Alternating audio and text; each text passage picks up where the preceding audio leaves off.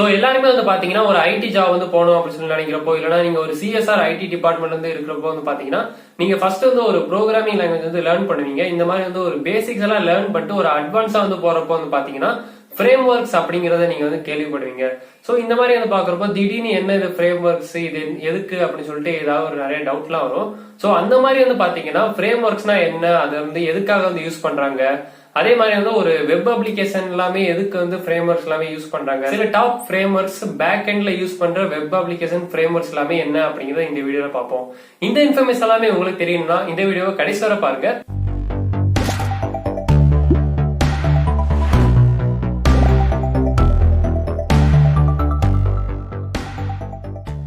First நாம வந்து frame ஒர்க்ஸ்னா என்ன அப்படின்னு சொல்லி பாத்துருவோம். வாட் இஸ் ஃப்ரேம் ஒர்க்ஸ் அப்படின்னா, நீங்க வந்து ஒரு அப்ளிகேஷன் வந்து கிரியேட் பண்ணணும் அப்படின்னு நினைக்கிறீங்க அப்படின்னு சொல்லி ஒரு எக்ஸாம்பிளுக்கு வந்து பார்க்கலாம். சோ இப்போ நீங்க வந்து ஒரு தியேட்டருக்கான டிக்கெட் மேனேஜ்மெண்ட் அப்படிங்கிற ஒரு அப்ளிகேஷன் வந்து கிரியேட் பண்ணணும் அப்படின்னா நீங்க வந்து ஏதாவது ஒரு ப்ரோக்ராமிங் லாங்குவேஜ் வந்து சூஸ் பண்ணி அதுல நீங்க வந்து அந்த அப்ளிகேஷன் வந்து பில்ட் பண்ணணும் அப்படின்னு சொல்லிட்டு ஃபர்ஸ்ட்ல இருந்து பண்ணுவீங்க. இந்த மாதிரி வந்து ஒரு டிக்கெட் எல்லாமே எவ்வளவு இருக்கு அப்படின்னு சொல்லி காட்டுறதுக்கு, சீட்ஸ் எல்லாமே எவ்வளவு இருக்கு அப்படின்னு சொல்லி காட்டுறதுக்கு நீங்க வந்து எல்லாத்தையுமே ஃபர்ஸ்ட்ல இருந்து டிக்ளேர் பண்ணி எல்லாத்துக்கான டேட்டா எல்லாமே நீங்க வந்து கொடுப்பீங்க. சோ இந்த மாதிரி வந்து பாத்தீங்கன்னா நீங்க எல்லாத்தையுமே வந்து கொடுத்து ஃபர்ஸ்ட் வந்து ரெடி பண்ணி ஒரு அப்ளிகேஷன் வந்து கிரியேட் பண்ணதுக்கு அப்புறம் ஒரு கொஞ்ச நாளைக்கு அப்புறம் வேற ஒரு தியேட்டருக்கு நீங்க வந்து அதே மாதிரி ஒரு தியேட்டர்ல டிக்கெட் மேனேஜ்மெண்ட் அப்ளிகேஷன் வந்து ப்ரிப்பேர் பண்ணணும் அப்படின்னு சொல்லி நினைச்சீங்கன்னா நீங்க வந்து மறுபடியும் ஃபர்ஸ்ட்ல இருந்து எல்லாத்தையுமே பில்ட் பண்றது வந்து ரொம்ப கஷ்டம். சோ அதுக்காக தான் வந்து பாத்தீங்கன்னா ஃப்ரேம் ஒர்க்ஸ் வந்து யூஸ் பண்றாங்க. சோ இந்த ஃப்ரேம் ஒர்க்ஸ்ல வந்து என்ன இருக்கும் அப்படின்னு சொல்லி பாத்தீங்கன்னா ஒரு தியேட்டர் மேனேஜ்மெண்ட், அதாவது இந்த அப்ளிகேஷனுக்கு என்ன மாதிரியான பேசிக்கான ஃபீச்சர்ஸ் எல்லாம் இருக்கணும், ஒரு டிக்கெட் வந்து வாங்கினாங்கன்னா மிச்சம் எவ்வளவு டிக்கெட் இருக்கு அப்படின்னு சொல்லி அப்டேட் ஆகணும், என்ன மாதிரியான சீட்ஸ் எல்லாமே இருக்கு அப்படின்னு சொல்லி புக் பண்ணதுக்கு அப்புறம் எவ்வளவு அவைலபிள் இருக்கு அப்படின்னு சொல்லி காட்டணும். இந்த மாதிரி பேசிக்கான ஒரு தியேட்டர் மேனேஜ்மெண்ட் அப்ளிகேஷனுக்கான ஒரு பேசிக் ஃபீச்சர்ஸ் எல்லாமே இந்த ஃப்ரேம் ஒர்க்ல வந்து இருக்கும். அதுக்கு மேல வந்து நமக்கு என்ன மாதிரியான ஃபீச்சர்ஸ் எல்லாம் இந்த அப்ளிகேஷன்ல வந்து தேவை, இந்த சாஃப்ட்வேர்ல என்ன மாதிரியான ஃபீச்சர்ஸ் எல்லாம் கொண்டு வரலாம் அப்படின்னு சொல்லிட்டு நம்ம வந்து யோசிக்கலாம். இந்த மாதிரி பேசிக்கான எலமெண்ட்ஸ் எல்லாமே வந்து அந்த ஃப்ரேம் ஒர்க்லயே கொண்டு வந்துட்டு அதுக்கான ஒரு டைம் எல்லாமே வேஸ்ட் பண்ணாம நாம வந்து ஒரு அப்ளிகேஷனுக்கு தகுந்த மாதிரி இந்த அப்ளிகேஷனுக்கு என்ன தேவை அப்படின்னு சொல்லிட்டு நாம வந்து அதுக்கான நியூ ஃபீச்சர்ஸ் எல்லாமே வந்து ஆட் பண்ணலாம். சோ இதுதான் வந்து பாத்தீங்கன்னா ஃப்ரேம் ஒர்க்ஸ் அப்படின்னு சொல்லி சொல்றாங்க. இதே ஒரு ரியல் லைஃப் சினாரியோல வந்து பாத்தீங்கன்னா ஒரு வீட்டுக்கு அப்படின்னு சொல்லி பாத்தீங்கன்னா ஒரு ஸ்கெலிட்டன் அப்படின்னா ஒரு பேஸ் இருக்கும், அதுக்கப்புறம் பில்லர்ஸ் இருக்கும், அதுக்கப்புறம் ரூஃப் வந்து இருக்கும். சோ இதை சுத்தி வந்து பாத்தீங்கன்னா நம்ம எப்படினாலும் நம்ம வந்து வீடு வந்து அரேஞ்ச் பண்ணிக்கலாம், நமக்கு எப்படினாலும் நம்ம வந்து வீடு வந்து கட்டிக்கலாம். சோ இந்த மாதிரியான ஃபீச்சர் தான் வந்து பாத்தீங்கன்னா இந்த ஃப்ரேம் ஒர்க்ஸ் வந்து நம்ம அப்ளிகேஷன் டெவலப் பண்றதுக்கு வந்து யூஸ் ஆகுது. இப்ப நம்ம வந்து வெப் அப்ளிகேஷனோட பேக் எண்ட்ல என்ன மாதிரியான ஃப்ரேம் ஒர்க்ஸ் எல்லாமே யூஸ் பண்றாங்க, இதெல்லாமே ரொம்ப டாப்பான ஃப்ரேம் ஒர்க்ஸ் அப்படிங்கறதெல்லாம் இப்ப பாப்போம். சோ 5th பிளேஸ்ல வந்து பாத்தீங்கன்னா Django ஃப்ரேம் ஒர்க். இது வந்து ஒரு பைத்தான் வச்சு ஒரு யூஸ் பண்ற ஒரு ஃப்ரேம் ஒர்க். சோ இது வந்து ஒரு ஓபன் சோர்ஸ் ஃப்ரேம் ஒர்க். நீங்க வந்து எந்த ஆப்பரேட்டிங் சிஸ்டம்ல இருந்தாலும் இந்த ஃப்ரேம் ஒர்க் வந்து யூஸ் பண்ணலாம். சோ இந்த ஃப்ரேம் ஒர்க் வச்சு நிறைய வெப் அப்ளிகேஷன் வந்து ரொம்ப ஃபாஸ்டா வந்து டெவலப் பண்ணலாம். அதுக்கப்புறம் வந்து பாத்தீங்கன்னா இதை பைத்தான் வந்து யூஸ் பண்றதுனால நிறைய கம்பெனிஸ் இதை வந்து யூஸ் பண்றாங்க. அதுக்கப்புறம் ஃபியூச்சர்லயும் Django வந்து ரொம்ப யூஸ் பண்றதுக்கான சான்சஸும் அதிகமா இருக்கு. சோ என்ன மாதிரியான கம்பெனிஸ் எல்லாமே இந்த Django வந்து யூஸ் பண்றாங்க அப்படின்னு சொல்லி பாத்தீங்கன்னா மொசில்லா, அதுக்கப்புறம் பின்ட்ரெஸ்ட், நேஷனல் ஜியோகிராபிக், இந்த மாதிரி கம்பெனிஸ்ல எல்லாம் Django ஃப்ரேம் ஒர்க் வந்து யூஸ் பண்றாங்க. சோ இதை வந்து மெயினா வந்து செக்யூரிட்டி பர்பஸ் எல்லாமே நிறைய வந்து இருக்கனால இதை வந்து யூஸ் பண்றாங்க. என்ன மாதிரியான செக்யூரிட்டி எல்லாம் இதுல வந்து இருக்குன்னு பாத்தீங்கன்னா SQL இன்ஜெக்ஷன், அதுக்கப்புறம் கிராஸ் சைட் ஸ்கிரிப்டிங், இந்த மாதிரியான அட்டாக்ஸ் எல்லாமே வந்து வராம தடுக்கிறதுக்கு இந்த Django ஃப்ரேம் ஒர்க்ஸ் வந்து நல்லா யூஸ் பண்ணலாம். சோ 4th பிளேஸ்ல வந்து பாத்தீங்கன்னா ASP.NET ஃப்ரேம்வொர்க் பத்தி பார்க்கலாம். இந்த ASP.NET ஃப்ரேம்வொர்க் வந்து மைக்ரோசாஃப்ட் அவங்க வந்து டெவலப் பண்ணிருக்காங்க. சோ இதுவும் வந்து ஒரு ஓபன் சோர்ஸ் தான். நிறைய பேர் வந்து ரொம்ப ஃபேமஸா வந்து இந்த ஃப்ரேம்வொர்க்ஸ் எல்லாமே இந்த யூஸ் பண்றாங்க. இந்த ஃப்ரேம்வொர்க், அதாவது ASP.NET ஃப்ரேம்வொர்க் வந்து C# லாங்குவேஜை யூஸ் பண்ணி அந்த ஃப்ரேம்வொர்க் வந்து யூஸ் பண்றாங்க. சோ இந்த ஃப்ரேம்வொர்க் வந்து எதுக்காக மெயினா வந்து மைக்ரோசாஃப்ட் வந்து டெவலப் பண்ணாங்கன்னா அவங்களோட மைக்ரோசாஃப்ட் அப்ளிகேஷன் எல்லாமே டெவலப் பண்றதுக்கு இந்த ASP.NET ஃப்ரேம்வொர்க்கிங் வந்து டெவலப் பண்ணிருக்காங்க.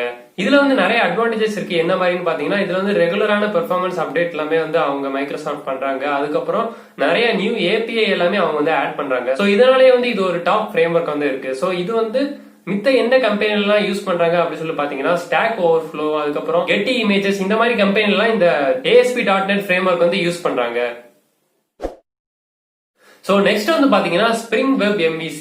இந்த ஸ்பிரிங் ஃப்ரேம்வொர்க் வந்து எந்த லாங்குவேஜ்ல யூஸ் பண்றாங்க அப்படின்னு சொல்லி பாத்தீங்கன்னா ஜாவா லாங்குவேஜ்ல தான் யூஸ் பண்றாங்க. ஜாவானாலே ஸ்பிரிங் ஃப்ரேம்வொர்க் தான் வந்து மோஸ்ட்லி வந்து யூஸ் பண்ணுவாங்க.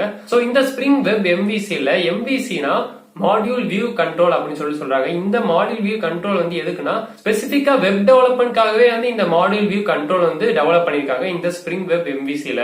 இந்த ஸ்பிரிங் ஃப்ரேம்வொர்க்கும் பாத்தீங்கன்னா ஒரு ஓபன் சோர்ஸ் ஃப்ரேம்வொர்க் தான். அதே மாதிரி வந்து பாத்தீங்கன்னா இதுலயும் வந்து நிறைய டிஃப்ரெண்டான அப்ளிகேஷன்ஸ்க்கு தேவையான நிறைய டிஃப்ரெண்டான ஏபிஎஸும் இதுல வந்து இருக்கு. சோ அதே மாதிரி ஒரு டெவலப்மெண்ட்டுக்கு மட்டும் இந்த ஸ்பிரிங் ஃப்ரேம்வொர்க் வந்து யூஸ் ஆகாம ஒரு டெஸ்டிங் ஃபேஸ்லயும் வந்து இந்த ஸ்பிரிங் ஃப்ரேம்வொர்க் வந்து யூஸ் ஆகுற மாதிரி இந்த ஃப்ரேம்வொர்க் வந்து டெவலப் பண்ணிருக்காங்க. இந்த ஃப்ரேம்வொர்க் வந்து எந்த மாதிரியான வெப்சைட்ல வந்து யூஸ் பண்றாங்க அப்படின்னு சொல்லி பாத்தீங்கன்னா wix.comல வந்து இந்த ஸ்பிரிங் ஃப்ரேம்வொர்க் யூஸ் பண்ணி தான் அவங்களோட வெப்சைட் வந்து பில்ட் பண்றாங்க. சோ செகண்ட் பிளேஸ்ல வந்து என்ன பார்க்க போறோம்னா CakePHP வந்து பார்க்க போறோம். இந்த CakePHP வந்து என்ன மாதிரியான ஃப்ரேம்வொர்க் அப்படின்னா PHP ல யூஸ் பண்ற ஃப்ரேம்வொர்க் தான். இந்த நேம் பார்த்தாவே உங்களுக்கு வந்து தெரிஞ்சிருக்கும். இது வந்து PHP ல யூஸ் பண்ற ஃப்ரேம்வொர்க். PHP வந்து கொஞ்சம் வருஷத்துக்கு முன்னாடி நான் ரொம்ப வந்து பாப்புலரா வந்து யூஸ் பண்ணியிருந்தாங்க. ஆனா இப்போ வந்து அவ்வளவா யூஸ் பண்ணது இல்ல. ஆனாலுமே வந்து சில அப்ளிகேஷன்ஸ்க்கு எல்லாமே வந்து இந்த PHP தான் யூஸ் பண்றாங்க. அதுல வந்து இந்த CakePHP ஆன ஃப்ரேம்வொர்க்ல வந்து ரொம்பவே வந்து யூஸ் பண்றாங்க. இந்த ஃப்ரேம்வொர்க் வச்சு வெப் அப்ளிகேஷன் எல்லாமே ரொம்ப ஃபாஸ்டா வந்து டெவலப் பண்ணலாம். அதுக்கப்புறம் இதுவும் ஒரு ஓபன் சோர்ஸ் ஃப்ரேம்வொர்க்கா இருக்கனால எல்லாருமே இதை வந்து யூஸ் பண்ணலாம்.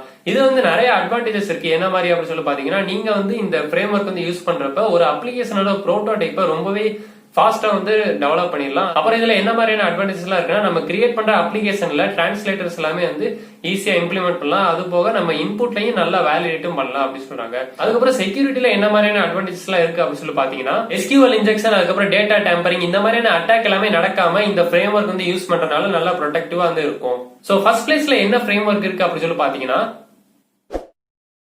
Ruby on Rails framework. So இந்த framework வந்து பாத்தீங்கன்னா Ruby அப்படிங்கிற லாங்குவேஜ் வந்து யூஸ் பண்ணி இதுல வந்து இந்த Ruby on Rails framework வந்து யூஸ் பண்றாங்க. இந்த framework வந்து பாத்தீங்கன்னா ஒரு ஓபன் சோர்ஸ் framework தான். நீங்க வந்து விண்டோஸ், மேக் ஓஎஸ், லினக்ஸ் இந்த மாதிரி எந்த ஆப்பரேட்டிங் சிஸ்டம்னாலும் நீங்க வந்து யூஸ் பண்ணலாம். சோ இந்த வீடியோல பார்த்தா எல்லா ஃப்ரேம்வொர்க்குமே வந்து ஒரு ஓபன் சோர்ஸ் வந்து இருக்கு. சோ உங்களுக்கு என்ன ஃப்ரேம்வொர்க் வேணுமோ அதை நீங்க வந்து ஃப்ரீயாவே யூஸ் பண்ணி நீங்க வந்து அப்ளிகேஷன் எல்லாம் டெவலப் பண்ணலாம். சோ இந்த Ruby on Rails framework வந்து எதுக்காக வந்து ரொம்ப ஃபேமஸா எல்லாருமே யூஸ் பண்றாங்க அப்படின்னு சொல்லி பாத்தீங்கன்னா இது வந்து ஒரு highly database focused web application எல்லாமே வந்து டெவலப் பண்றதுக்கு ரொம்ப யூஸ்ஃபுல்லா இருக்கு. சோ டேட்டாபேஸ் ஃபோக்கஸ்ட் அப்படின்னா என்னன்னு சொல்லி பாத்தீங்கன்னா இப்போ வந்து ஒரு வெப் அப்ளிகேஷன்ல முக்கியமான விஷயம் வந்து டேட்டாபேஸா வந்து இருந்து அந்த வெப் அப்ளிகேஷனே வந்து டேட்டாபேஸ்க்காக தான் அவங்க வந்து யூஸ் பண்றாங்க. அந்த மாதிரியான ஒரு அப்ளிகேஷன் எல்லாமே வந்து இந்த Ruby on Rails யூஸ் பண்ணி அவங்க வந்து டெவலப் பண்றாங்க. ஒரு எக்ஸாம்பிளுக்கு வந்து பாத்தீங்கன்னா GitHub அப்படிங்கிற அப்ளிகேஷன் அந்த வெப்சைட் வந்து பாத்தீங்கன்னா இந்த ஃப்ரேம்வொர்க் வச்சு தான் அவங்க வந்து பில்ட் பண்ணிருக்காங்க. சோ அதுல வந்து அந்த ப்ரோக்ராமர்ஸ் எல்லாருமே அவங்களோட கோட்ஸ் எல்லாத்தையும் வந்து சேவ் பண்றாங்க. சோ அதுதான் வந்து ஒரு மெயினான அப்ளிகேஷனா அந்த வெப்சைட் வந்து இருக்கு. சோ இந்த மாதிரி ஒரு டேட்டாபேஸ் ஃபோக்கஸ்டான ஒரு அப்ளிகேஷனை இந்த மாதிரி Ruby on Rails frameworks வந்து யூஸ் பண்ணி டெவலப் பண்றதுக்கு ரொம்பவே யூஸ்ஃபுல்லா இருக்கு. இதே மாதிரி வேற எந்த கம்பெனி எல்லாமே இந்த ஃப்ரேம்வொர்க் வந்து யூஸ் பண்றாங்க அப்படின்னு சொல்லி பாத்தீங்கன்னா Airbnb, அதுக்கப்புறம் ஃப்ரெஷ்வர்ஸ்ல கூட இந்த Ruby on Rails வந்து யூஸ் பண்றாங்க. சோ இதெல்லாம் தான் சில டாப் ஃப்ரேம்வொர்க்ஸ். இந்த ஆர்டர் தான் ஒரு பெஸ்டான ஆர்டர் அப்படின்னு சொல்லலாம். ஆனா இந்த மாதிரியான ஃப்ரேம்வொர்க்ஸ் தான் ரொம்ப பாப்புலரா அதுக்கப்புறம் டாப்பா வந்து யூஸ் பண்ணிருக்காங்க.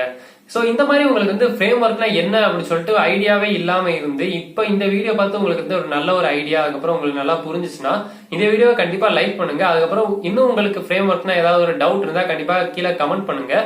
உங்க ஃப்ரெண்ட்ஸுக்கும் ஃப்ரேம்வொர்க்ஸ் பத்தி என்னன்னு சொல்லி தெரியணும்னா அவங்களுக்கு இந்த வீடியோவை ஷேர் பண்ணுங்க.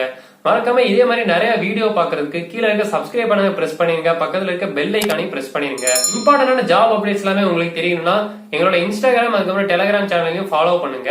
தேங்க்ஸ் ஃபார் வாட்சிங் அண்ட் நெக்ஸ்ட் வீடியோல பார்ப்போம்.